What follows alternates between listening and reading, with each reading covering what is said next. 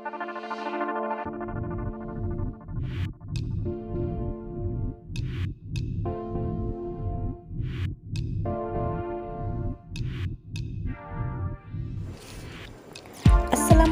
everyone, welcome to my another vlog in Moving Moms Vlog channel. আশা করছি আল্লাহর রহমতে আপনারা সবাই ভালো আছেন। আজকের ব্লগটি অন্য ব্লগগুলোর থেকে একটু আলাদা, কারণ আজকে শেয়ার করব কিভাবে গ্যাসের চুলায় আমি তন্দুর রুটি বানিয়েছি তার রেসিপি আকারে। ভিডিওটি না টেনে সম্পূর্ণ দেখার অনুরোধ রইল। আপনি যদি আমার চ্যানেলে নতুন হয়ে থাকেন, চ্যানেলটিকে অবশ্যই সাবস্ক্রাইব করে পাশে থাকা বেল আইকনটি বাজিয়ে দিবেন। চলুন তাহলে দেখে আসি তন্দুর রুটির রেসিপিটি। চুলায় তন্দুর বানানোর জন্য এখানে নিয়েছি 2 কাপ ময়দা, 2 টেবিল চামচ চিনি, লবণ স্বাদ মতো, বেকিং সোডা 1/2 চা চামচ, বেকিং পাউডার 1/2 চা চামচ, সয়াবিন তেল 1/2 কাপ, 1 কাপ টক দই, আর নিয়েছি কুসুম গরম পানি 1 গ্লাস। তন্দুর রুটি বানানোর জন্য এখানে একটি বোল নিয়েছি। বোলে আমি 2 কাপ ময়দা দিয়ে দিলাম। এইবার আস্তে আস্তে সব উপকরণগুলো দিয়ে দিব। শুকনো উপকরণগুলো দিয়ে ভালোভাবে আমি মিশিয়ে নিব। দিয়ে দিচ্ছি স্বাদ মতো লবণ, বেকিং সোডা, বেকিং পাউডার একসাথেই রেখেছিলাম তাই সবগুলো একসাথেই ব্যবহার করছি। দিয়ে দিচ্ছি চিনি। শুকনো উপকরণগুলো একসাথে সব মিশিয়ে নিচ্ছি।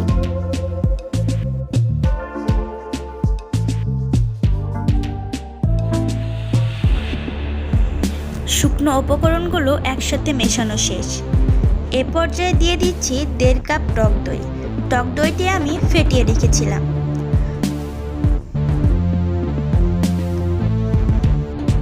টক দইগুলো আলতো হাতে আস্তে আস্তে আটার সাথে মিশিয়ে নিচ্ছি। মনে রাখবেন, টক দই দিয়ে অবশ্যই জোরে জোরে চেপে রুটি বানাতে যাবেন না, এতে হিতে বিপরীত হয়ে যাবে। রুটি কিন্তু অনেকটাই শক্ত হয়ে যাবে।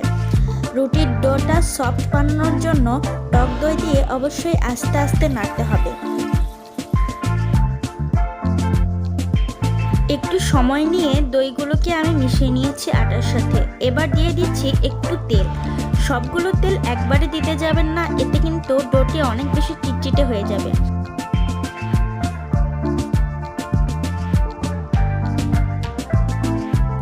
তেল দিয়ে ভালোভাবে মাখানোর পর দেখতে ঠিক এই রকমটি হয়েছে। এ পর্যায়ে আমি একটু কুসুম গরম পানি অ্যাড করছি। একটু কুসুম গরম পানি দিয়ে আমি ডোটাকে আস্তে আস্তে ভালোভাবে মেখে নিচ্ছি। আমার এখানে খুব বেশি পানি লাগেনি, তবে আপনাদের পরিমাণ অনুযায়ী আপনারা পানি দিয়ে নেবেন। পানি দিয়ে আমি একটি পারফেক্ট ডো বানানোর চেষ্টা করছি। ডোটাকে কিছুক্ষণ মথে নেওয়ার পর এ পর্যায়ে দিয়ে দিচ্ছি আর একটু তেল।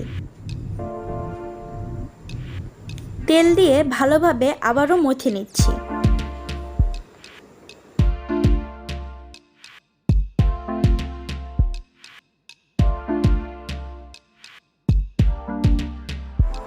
রুটির জন্য ডোটি মথে নেওয়া শেষ।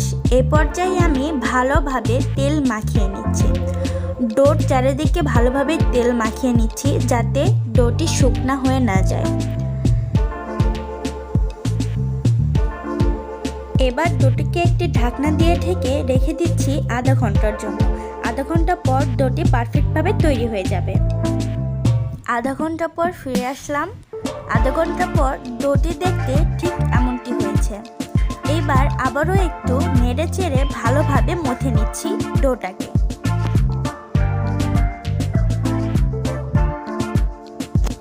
এইবার ডো থেকে আমি লেচি কেটে নিচ্ছি।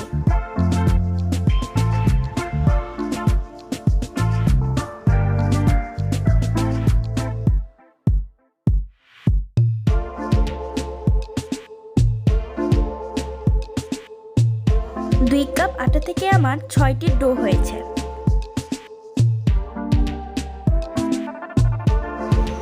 এবার রুটিটাকে বেলে নিচ্ছি।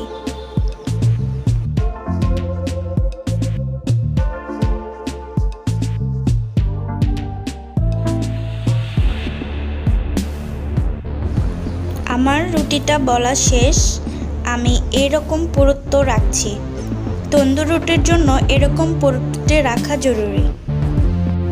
এবার একটি মেন প্রসেস করে নিচ্ছি লবণ পানি। একটু পানির সাথে লবণ মিশিয়ে নিয়েছি, এটা আমি রুটিতে লাগাবো। এটার কারণেই রুটিটি ফুলতে সাহায্য করবে। এই পানিটি এখন রুটির এক পাশে আমি ভালোভাবে লাগিয়ে নিচ্ছি।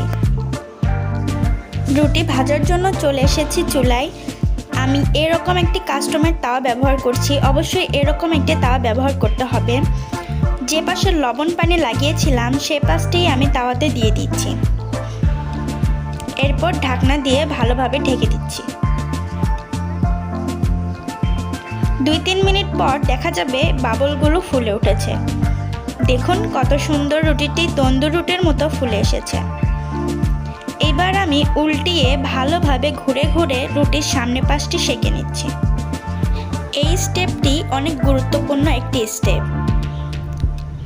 ভালোভাবে একটু লক্ষ্য করুন আমি কিভাবে তাওয়াটি ঘুরিয়ে ঘুরিয়ে রুটিটি সেঁকে নিচ্ছি।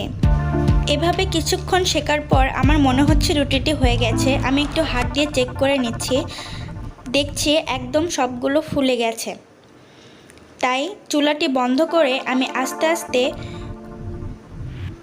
হাতার সাহায্যে এটি উঠিয়ে নিচ্ছি। উল্টা পাশটা দেখুন কেমন হয়েছে। আপনারা যদি চুলার আঁচটা একদম লো হিটে ভাজেন তাহলে আপনার রুটিটিও হয়ে যাবে এই রকম রুটি। আজকের ব্লগটি ছিল এই পর্যন্তই। আজকের ব্লগের রেসিপি যদি আপনাদের ভালো লাগে অবশ্যই বাসায় ট্রাই করবেন। আমাকে কমেন্ট করে জানাবেন আপনার রুটিটি কেমন হয়েছে। পরবর্তীতে কেমন ভিডিও চান এটাও জানাবেন অবশ্যই। ভিডিওটি যদি আপনাদের কাজে আসে অবশ্যই একটি লাইক দিয়ে দিবেন, কারণ আপনার একটা লাইক আমার এই ভিডিওটি অনেক জনের কাছে পৌঁছে দিতে সাহায্য করবে। এতক্ষণ আমার সাথে থাকার জন্য আপনাদেরকে অসংখ্য ধন্যবাদ। এরকম আরও নতুন নতুন রেসিপি পেতে আমার চ্যানেলটি সাবস্ক্রাইব করে আমার পাশেই থাকবেন।